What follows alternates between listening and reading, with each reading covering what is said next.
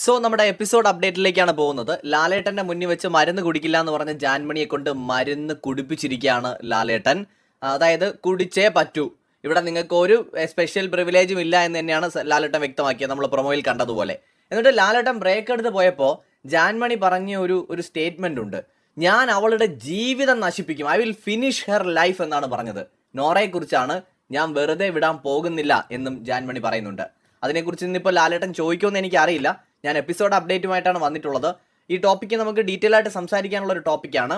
Actually ഇങ്ങനെയുള്ള കണ്ടസ്റ്റൻസിനെ ഒരു തരത്തിലും ടോളറേറ്റ് ചെയ്യാൻ പറ്റില്ല. നിസ്സാരമായ കാര്യങ്ങൾക്ക് പോലും ഒരാളുടെ ജീവിതം അവസാനിപ്പിക്കും, നശിപ്പിക്കും എന്നൊക്കെ പറയാൻ ഇവരാരാണ്? അല്ല, ഇവരാരെന്നാണ് ഇവർ വിചാരിച്ചു വെച്ചിരിക്കുന്നത്? ഒന്നാമത്തെ കാര്യം, 10 പൈസയുടെ ബുദ്ധിയും ബോധവും ഇല്ലാത്ത ഒരു ലേഡിയാണ് ഇവർ. ഉണ്ടെങ്കിൽ ഇങ്ങനെ ഒരു പ്ലാറ്റ്ഫോമിൽ നിന്നുകൊണ്ട് ഒഫൻസീവ് ആയിട്ടുള്ള ഇത്തരം സ്റ്റേറ്റ്മെന്റുകൾ അവർ പറയില്ല.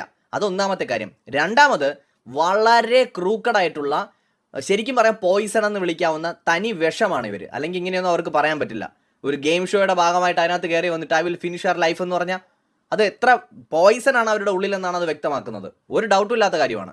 കൂടുതൽ അപ്ഡേറ്റുകളുമായിട്ട് നമുക്ക് വീണ്ടും കാണാം.